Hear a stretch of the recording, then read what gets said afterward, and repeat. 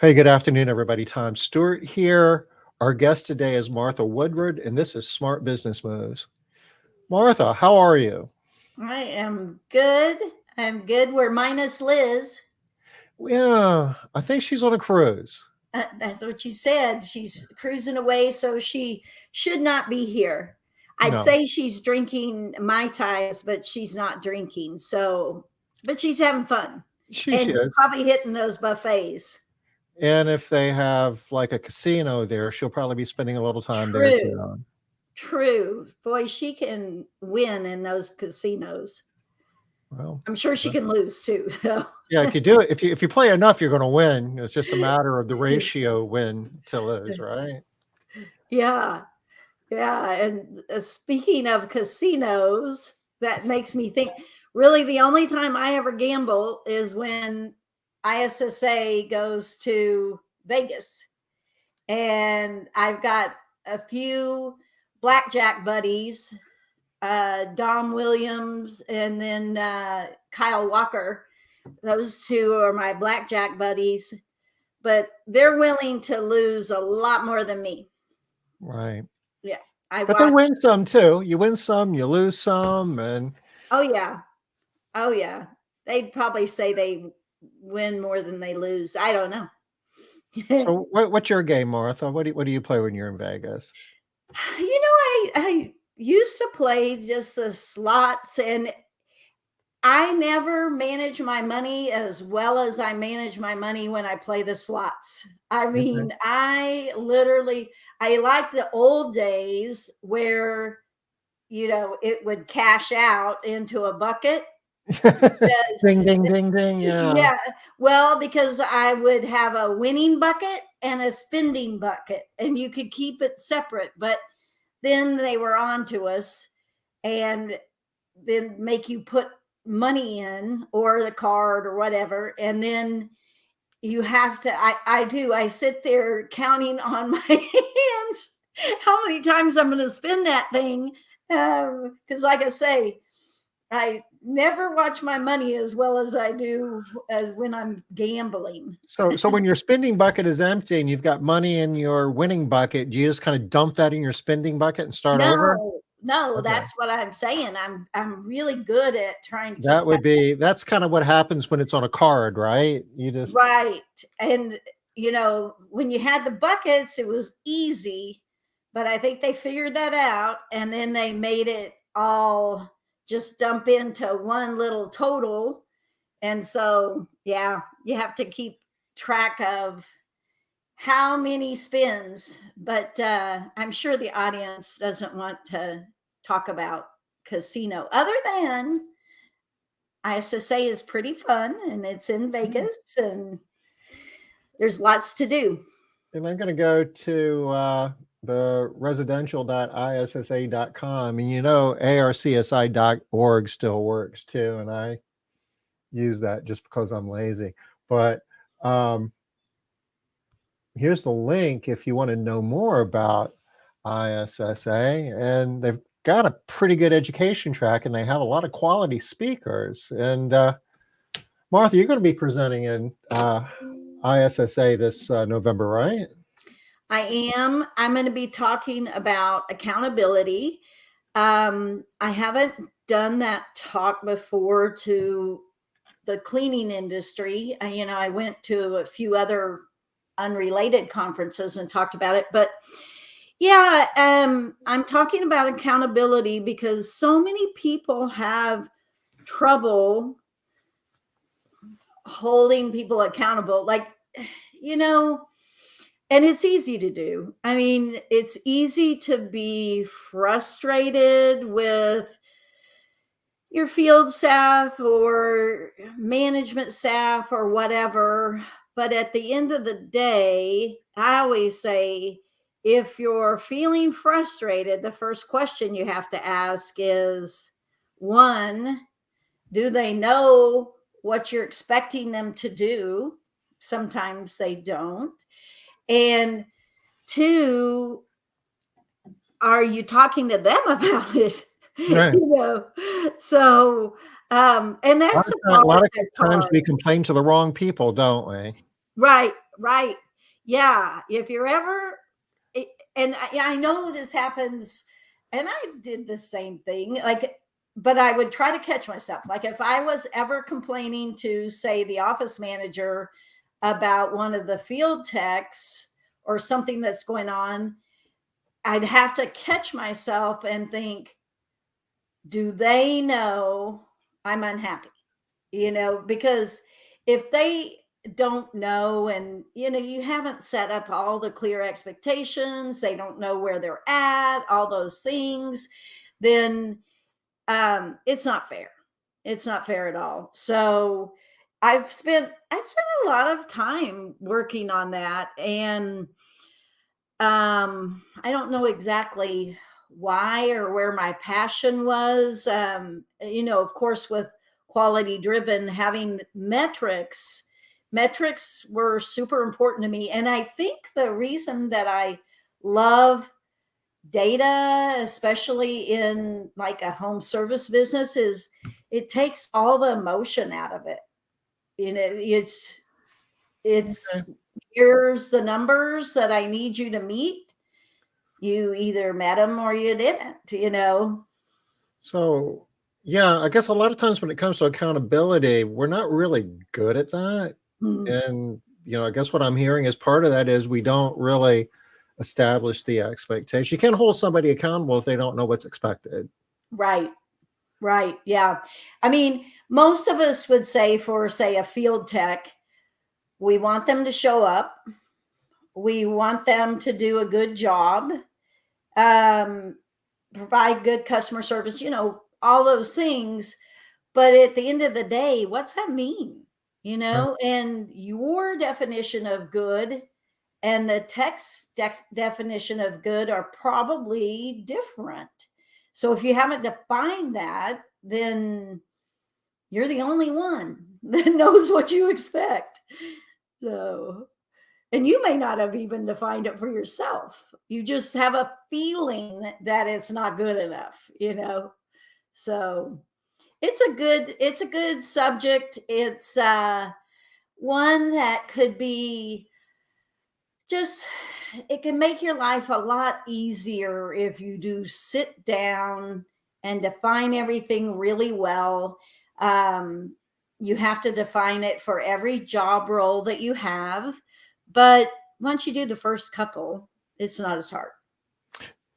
So this is going to be your topic at Mhm. at convention. Right. So numbers are, having objective ways of establishing expectations is a cornerstone of this. Um, is that simple though? If I have a bunch of numbers, then I'm gonna, all my people are gonna be held accountable. I mean, like the way that I would measure doesn't necessarily mean that's the way you would measure. And you're Right. going to do it by whatever tools you have available to you or that you're willing to have available. Um, and the other thing that I noticed, like when I first started measuring this stuff, we would measure it in the office and then like put it on a platter and kind of show the techs where they're at. And it really is a problem. Like if they can't measure it themselves, whoever's measuring their job performance, they need to be able to measure it themselves instead of you kind of retroactively coming and measuring that. And I would say that's true for just your performance, what's expected of me, but then also if you do pay for performance, you have to know that too. Um, I remember once I had a person come apply for a technician job, and she had worked in a bank. And I started telling her it was about pay for performance, but really the same principles apply for just minimum expectations. And she was telling me about how when she worked at the bank, they had bonuses, monthly bonuses that they could get. And she said she was really excited about that because they were significant bonuses. But she said what would happen is, say, September came and gone, and then she's in mid-October, and they kind of say who met the bonus and who didn't.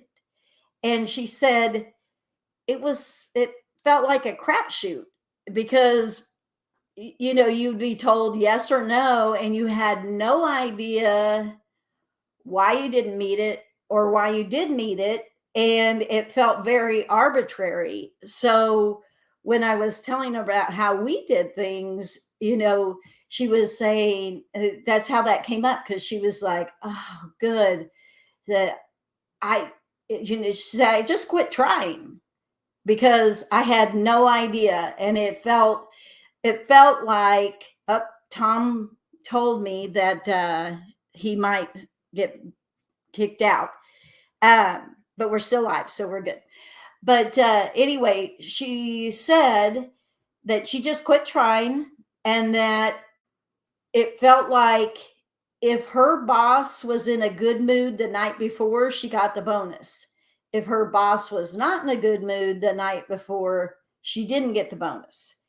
And that's how it felt. And I think that's an important story for us to think about, because what we have in our head is not what our technicians have in their head. So the story you're telling yourself, the story that is not necessarily the story that the technicians know. So, and I'll just keep going since Tom isn't here. It may be short if he's not going to show up, or not show up. He's having internet problems, so he's probably trying to switch to hotspot. Hey, But Martha, I'm sorry. that's okay. I was telling the audience that you had warned me that you were going to pop off. So I finished that story, but I was about to say that when you go and set up these accountability measures for the different job roles, you're probably going to measure them. I mean, certainly you're going to have different criteria. They'll have different criteria for an office manager than you have for a team member. But also, we also kind of did our check-ins differently and delivered the information differently. So, You kind of had like an ongoing process to facilitate all of this. That would make it easier. yeah. So, for the techs, really their minimum expectations were outlined in our policies. So, how many absences do you allow? How many complaints do you allow? What quality score do you expect? Those kind of things. But say for the field manager and the office manager, they had different roles. And so my field manager, it was primarily about, I always say, she had an easy job. She just needed to keep the employees happy and the clients happy. And then the office manager, it was all about sales mainly, sure, client satisfaction and so forth, but sales was her top measurement. And with management, we'd sit down once a week and everybody came to the meeting with stats. With the techs and the team leads, etc., they could access it and see where they're at and so forth. So they would basically know where they were at in the disciplinary procedure. So, Okay. yeah. And for you guys listening, I think one thing I would ask yourself is, when I terminate somebody, are they surprised? And if they're surprised, then there's a breakdown of communication on what's expected, and then the whole communicating where they're at and all those things. So that's an easy litmus test, is just asking yourself, are people surprised when they're let go for absences, quality, whatever? Uh-oh. Tom's going to have a rough time. And so at ISSA, at the session that I'm going to do, I'm going to be talking about this stuff, but then I'm also going to be sharing like my spreadsheets and my accountability measures. Now, I'm not always a big fan of that, but I know people have problems with where to start. But the funny thing about when you share, like when I share my requirements and so forth for my company, then sometimes people will take that verbatim and put it in their company. And it's not that I mind that, it's just that we all have different cultures.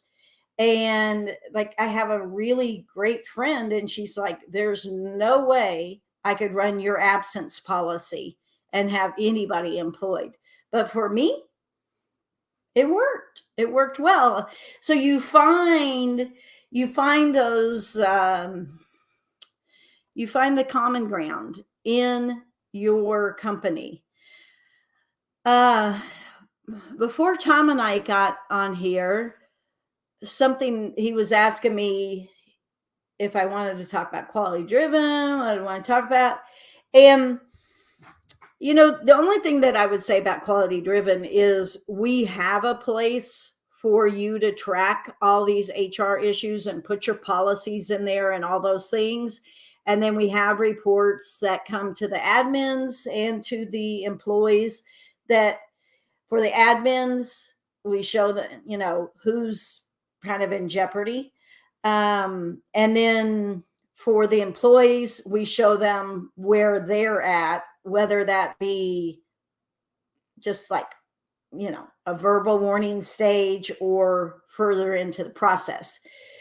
But what I was talking to Tom about before we came on is I was saying that you were asking me if I wanted to talk about, quality driven or something else. And that I was saying that I had been working with Who Hires Some.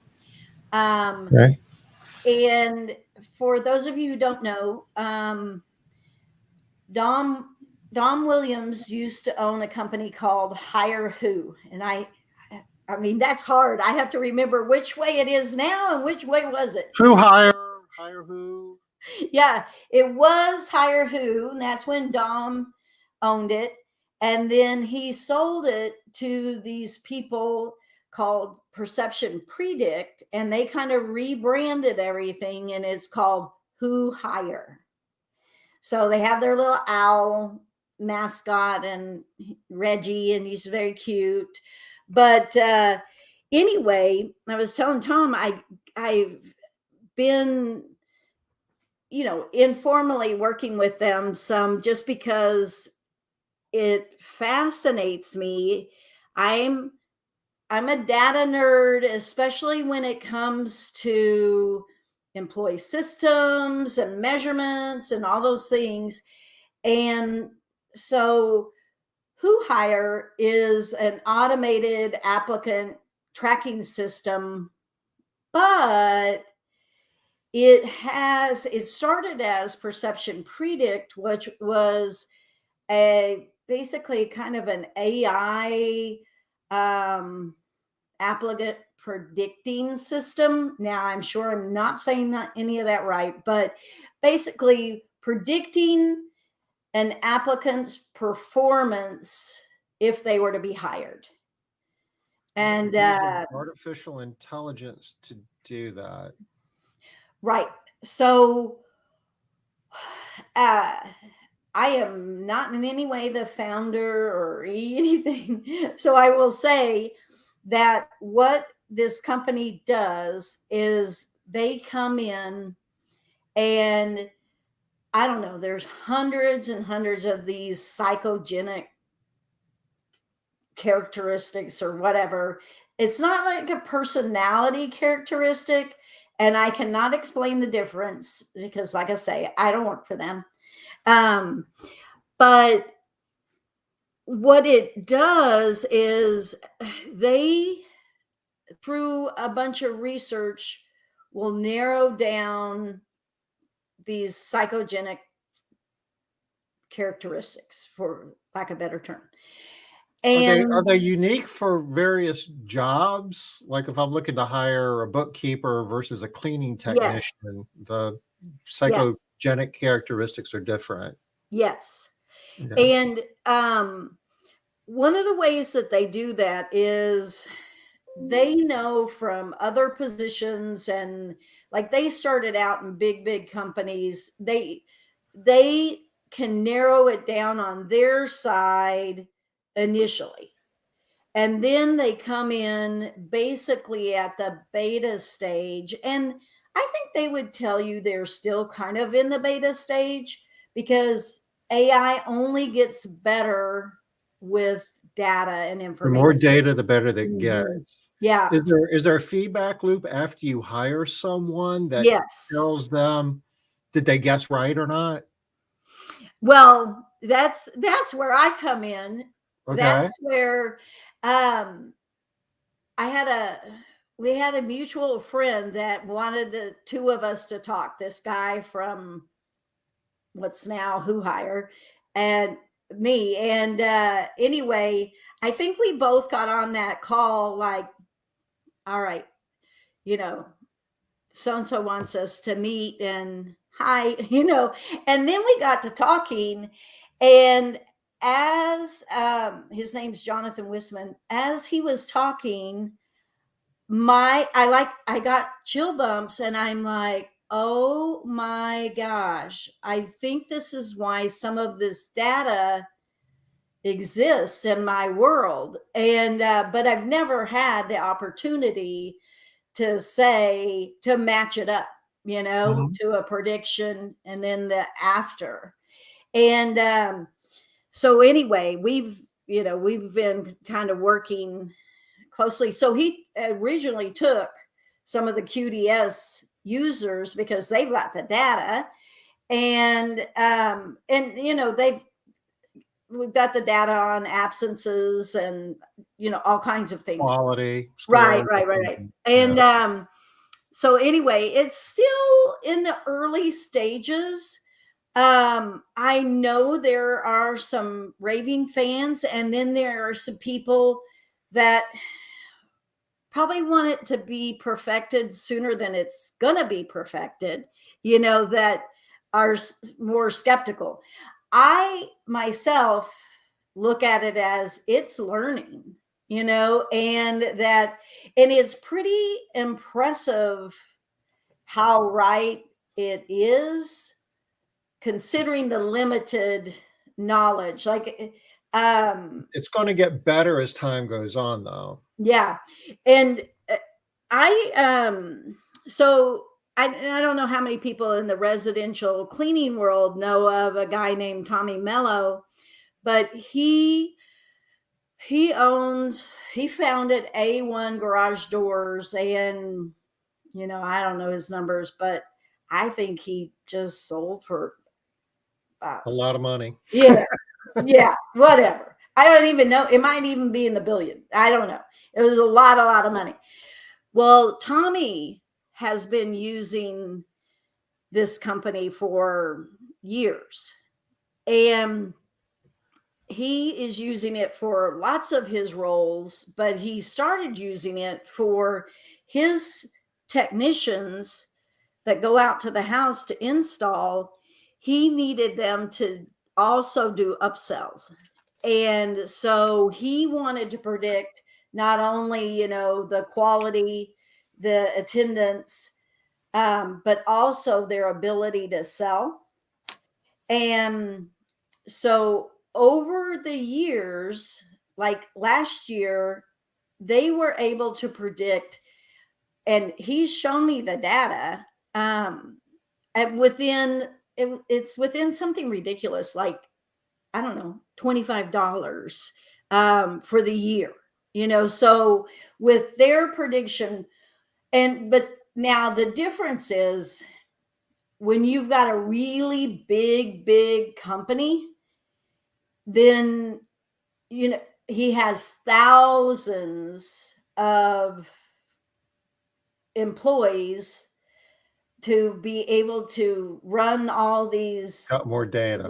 measurements Okay. through, and then be able to hone down on the predictions. So that's where we're at as a residential cleaning company, is, getting all of these measures. And then, of course, everybody's individual culture is going to play into it some, but I think that we would all say that there's some basic characteristics that will make cleaning tech successful. But yeah, it's really interesting. Like, one of the things, Have they figured out any of those, or do they have? yeah, and too bad Jonathan didn't join for this call. In fact, he's speaking at the ISSA convention, so I'm sure he'll be talking about this. But one of the things is that you would think empathy is a characteristic that you would really want your technicians to have. Yeah. You would think, but you really don't. And I'm sure there's all kinds of like sliding scale as far as what we're So talking you mean if about. somebody is empathetic, high in empathy, that's a bad thing? So you want really what I would describe it as is that the technician can't be too tenderhearted, and that how you've had technicians that just can't roll with the punches. Like, if a client is dissatisfied or something, they just take it to heart and they just can't get past it. Or say a technician is out and the client is saying, uh, you didn't clean this, you didn't do this, blah blah blah, blah, whatever. And if you have a technician, and I think it's under the label empathy, so it's not exactly how I would define it, but anyway, if you have somebody that errs on that side, then they're not going to be able to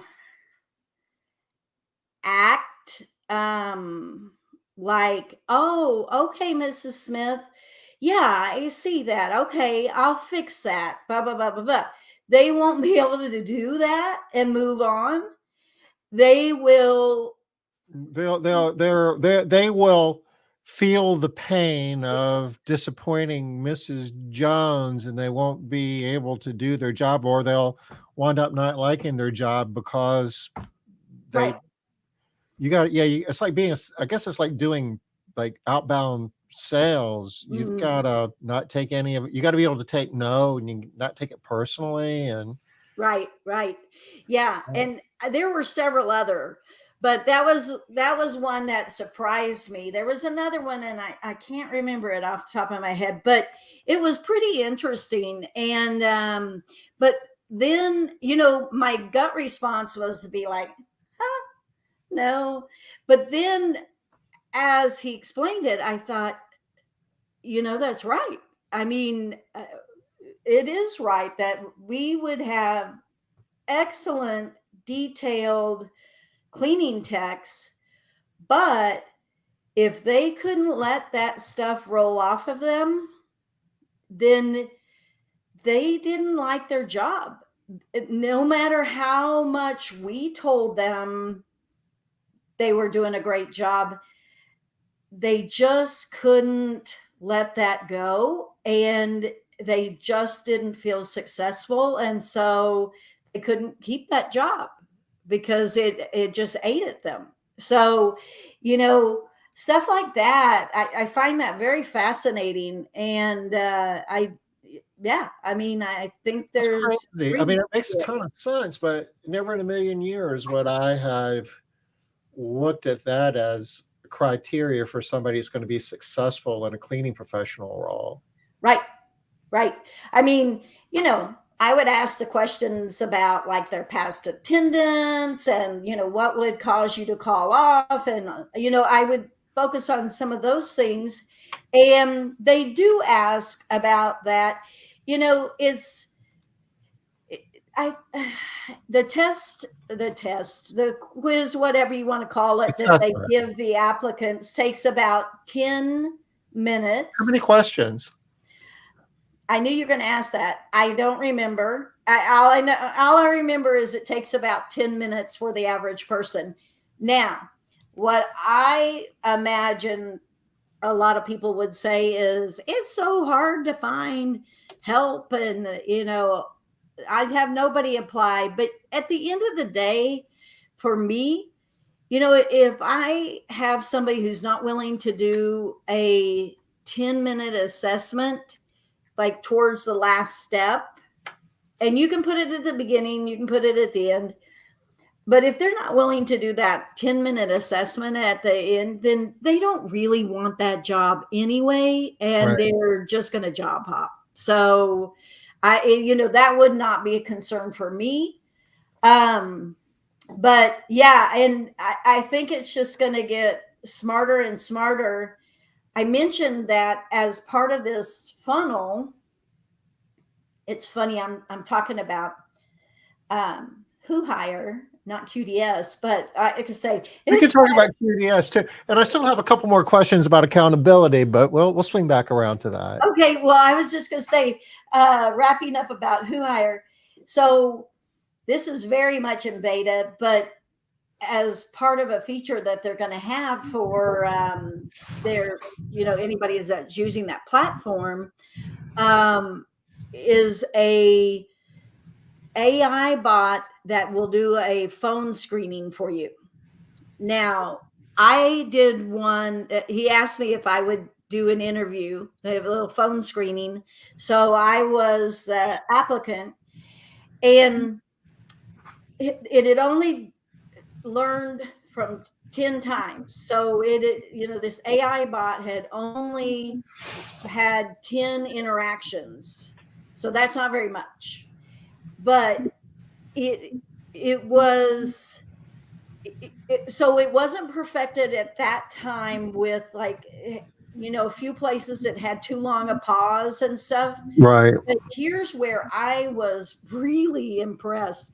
So and again, it was really early stages, but so one question, um Reggie, that had a British accent, asked me if I what would be my ideal, you know, work schedule.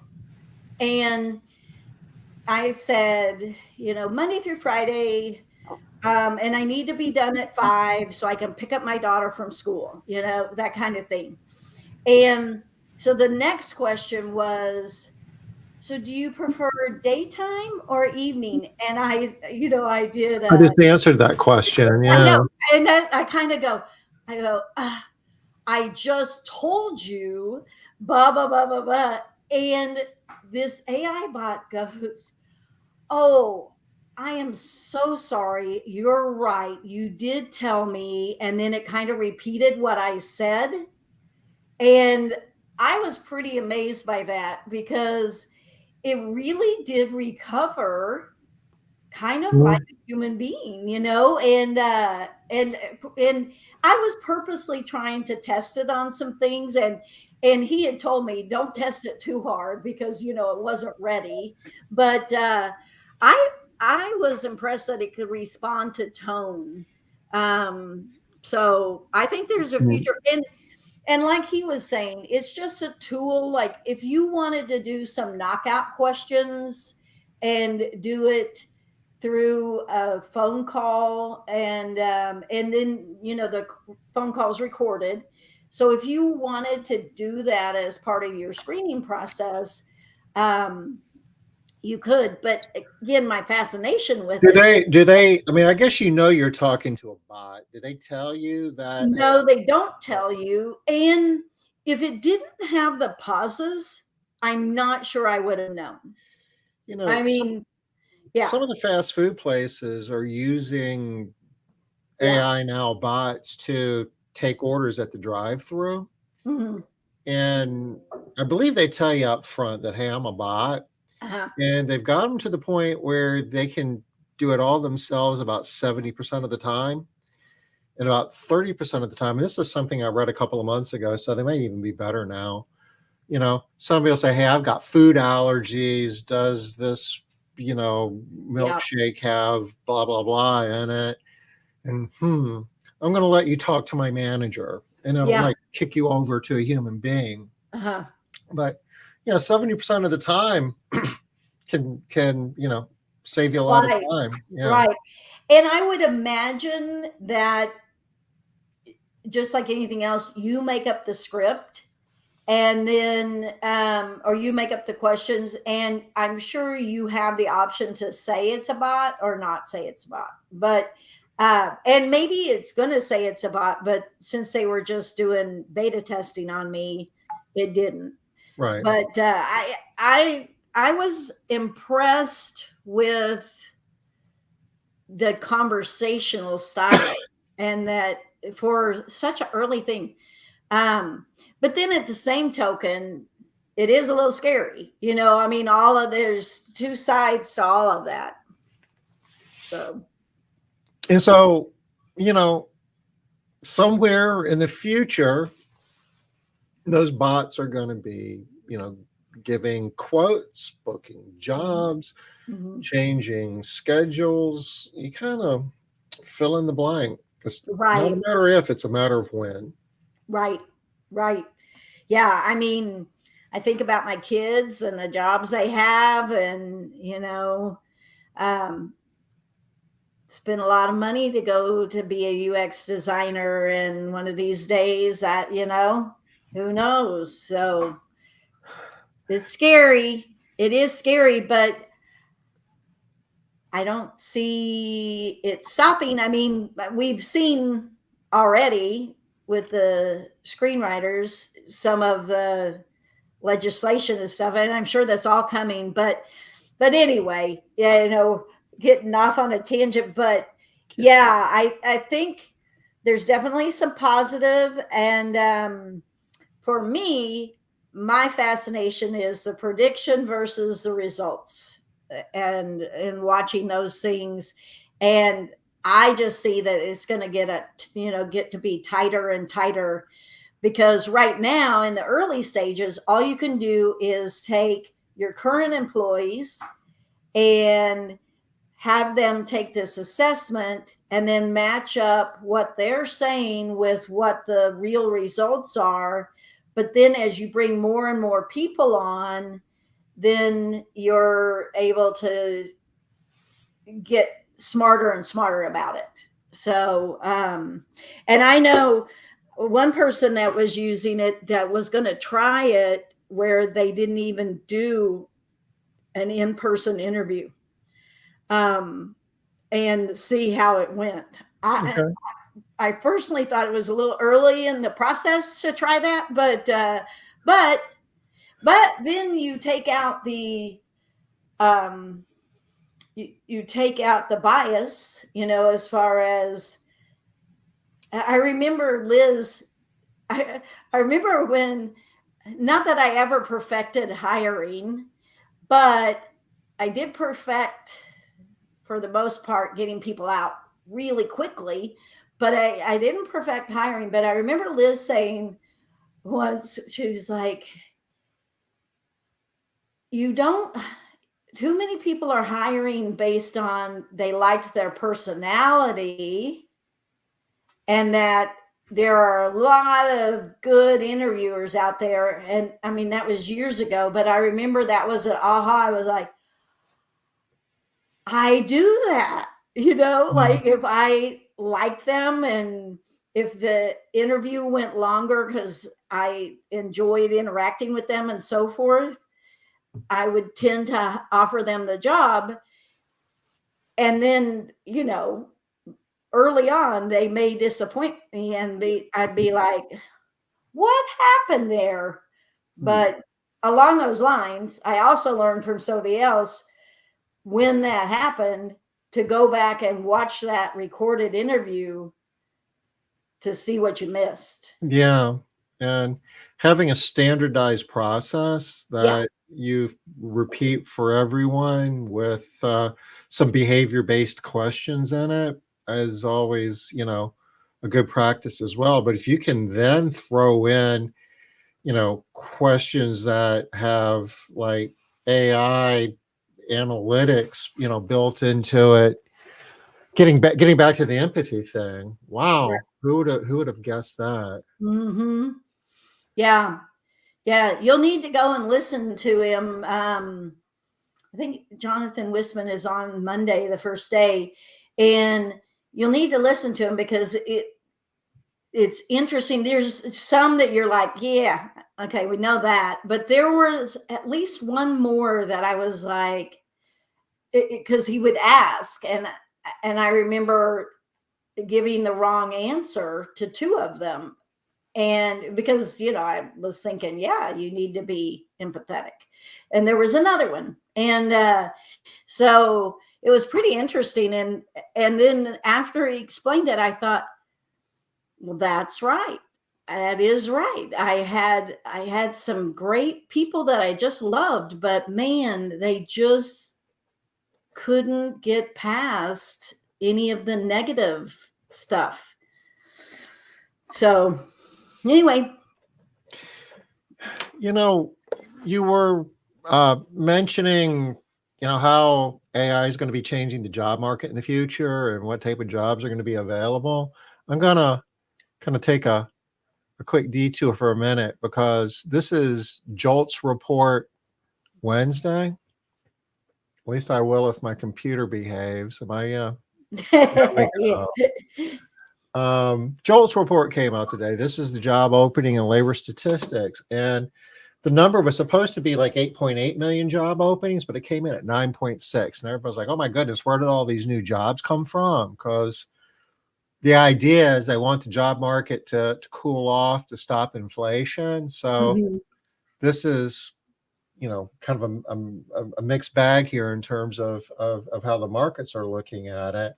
But if you scroll down here, this is the top line number, like all of the jobs, Right. there's a bunch of job openings. Good news for us that are like in the house cleaning. I look at leisure and hospitality as kind of a proxy. Those numbers are still going down, which means there's fewer job openings competing for the people that we might be hiring. Right. If you go up here and look at like professional services, wherever that is, that number went from 1.4 million to like 1.9 million. And this is like where some of those AI jobs are supposed to be Mhm. replacing people.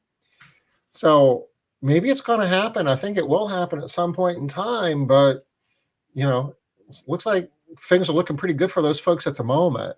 Right. Yeah. Yeah. Like, I mean, if you were a copywriter or something, I mean, not that I think AI can replace all copywriting, but I mean, it's certainly competing.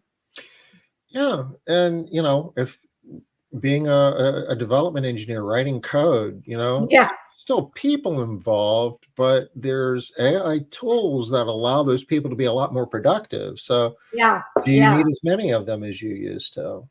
Right. You and I are that part. We're like, bring it on. Yeah, yay. So Uh, back to the accountability for a minute. I love the part of having the numbers, but I'm just kind of thinking this through the implementation of that mhm. because, I mean, I've seen this happen, and I know that you've seen it happen too, where you're pointing out the numbers and it's like, yeah, but that house was really dirty, or I was tired, or, I had to work late last night and that house. I mean, fill in the blank.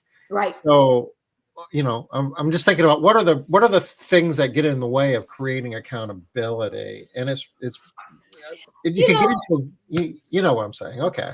yeah, I do. I do. And so being that we asked for a rating after every cleaning, and I also required my office staff to keep us at a 60% response rate or higher. I'm not Liz on 100%. You're not going to fire the customer if they don't give you a rating.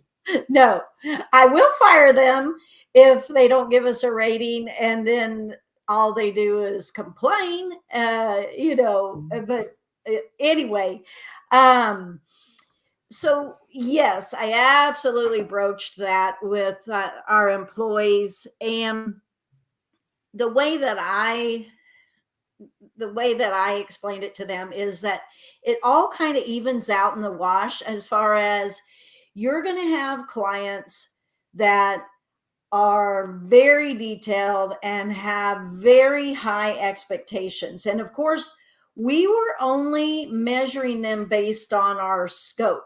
So if somebody gave a bad rating and they were like, they didn't deep clean my refrigerator, well, we don't do that. So occasionally we would adjust it. But for the most part, yes, you're going to have those clients that are just never going to score very high. But then you're going to have, I would just kind of come back with, oh my gosh, and I could name like 3 or 4 clients. I said, I don't care if you miss their whole bathroom, they're going to give you a 5. That, I mean, it evens out.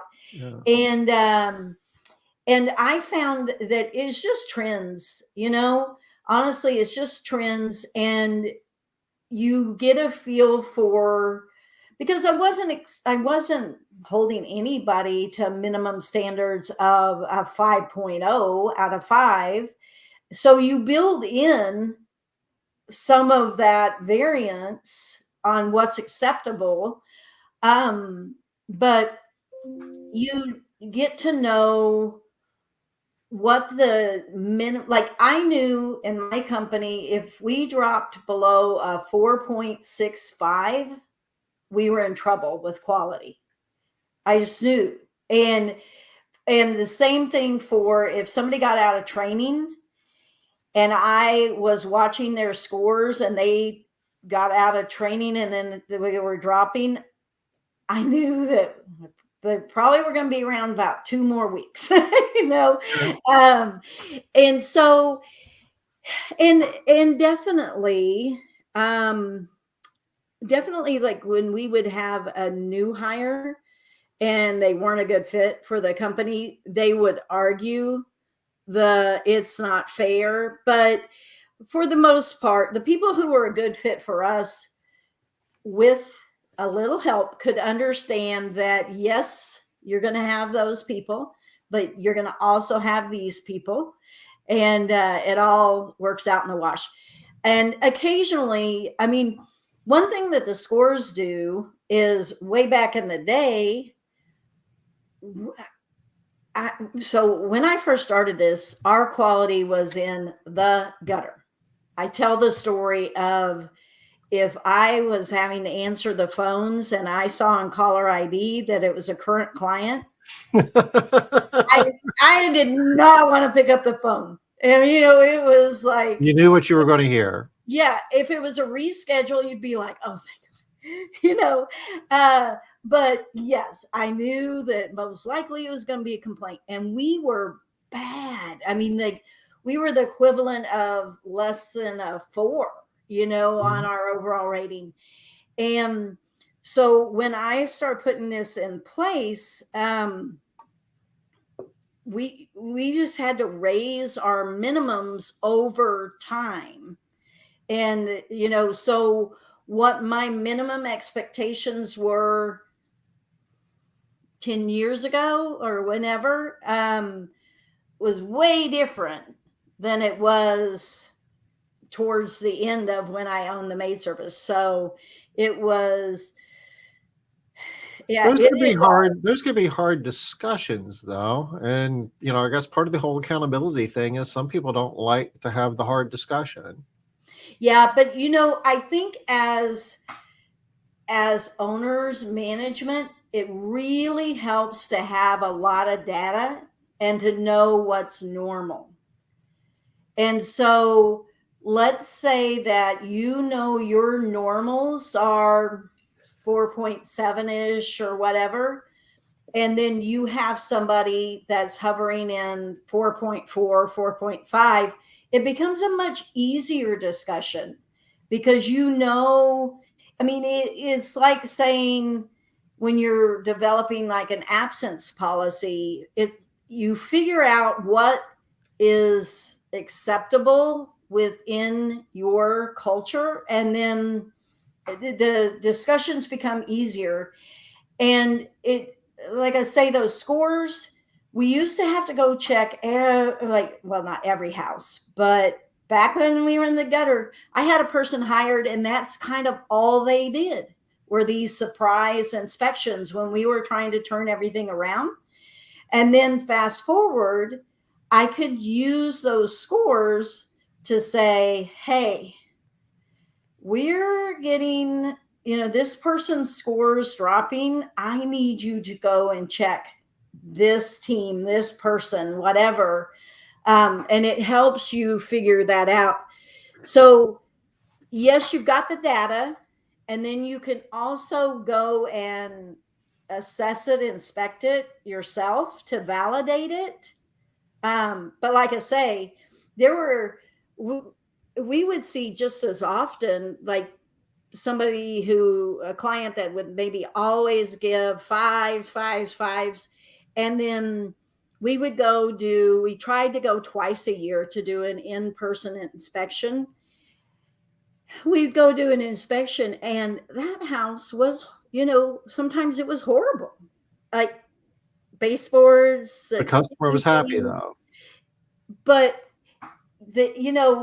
whether it could be that the client was just not particular at all, but more likely they loved their cleaning tech and they weren't going to give them anything but a 5.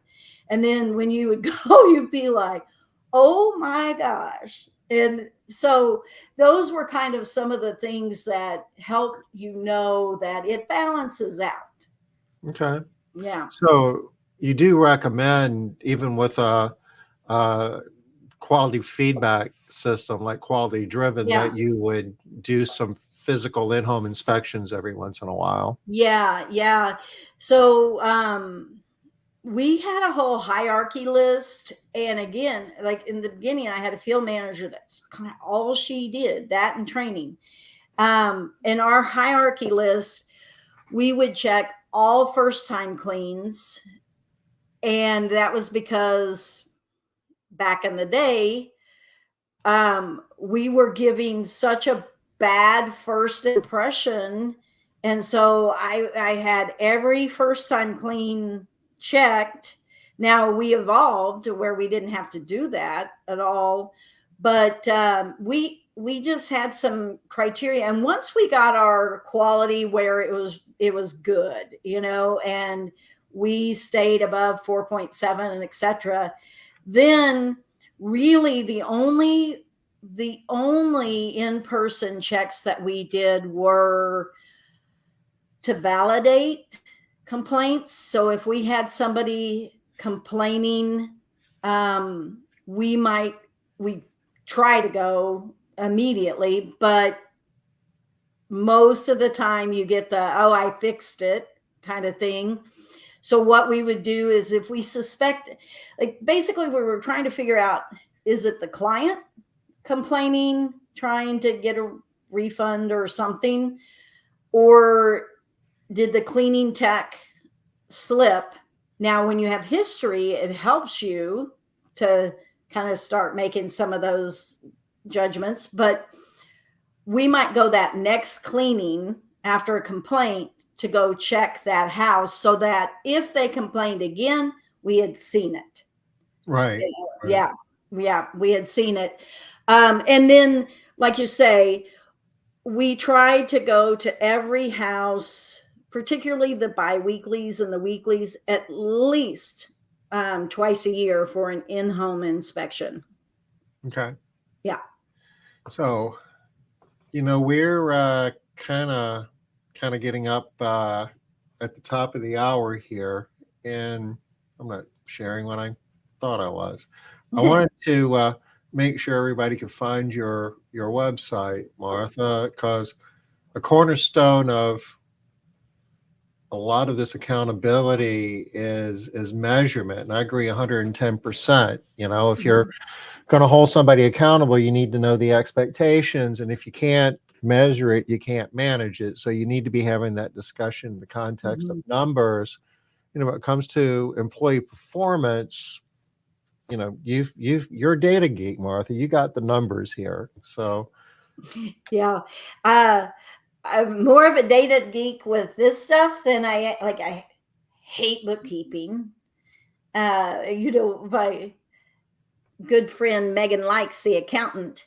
I yeah, just I just tell her, you just tell me. You just tell me. th- th- this is So this is more some fun than the dollars, I guess. I get that. But I if somebody wants to know more about you and what you're doing, this is go to I dropped the URL in the chat. This is the best way to reach you, Martha. yes, and Martha at qualitydrivensoftware.com, and I'm on Facebook. You can send me a private message, whatever you need. But yeah, I love helping people with their accountability and pay for performance, all of that. I just think I honestly feel like it just takes a lot of the emotion out of it, and it kind of relieves, it takes that weight off your shoulders, because once everybody knows what to expect and what's expected of them, and they've got full control over meeting that or not, then when you have to have those conversations, you should not feel like you're doing it to them. They made choices to get in that situation. But you can't say that if you don't have the expectations clearly defined, and that they have a way to know exactly where they're at, if they've met them or they haven't met them. And you have an entire presentation on this topic Right. and at the Right. ISSA big show, the convention, the ISSA show North America 2023. It's in Las Vegas. The dates are November 13 through 16. If you haven't registered, you really, I don't know anybody that's ever gone to the show that hasn't had a good time and felt that it was a good investment. I Right. see here at the top, the early bird savings have been extended until October 6th. So today's the 4th. So you got like 2 more days to get in on the cheap. So if you're thinking about doing this, you want to go to issashow.com. I'll drop the link in chat again, and you can register with the early bird pricing. If you do it before the end of the week, you'll get to see Martha. I'll be there. Liz will be there. You get to hear Jonathan Weissman talk about using AI to hire people. A lot of good stuff. I went to my first ARCSI conference when I was in business 2 weeks. Okay.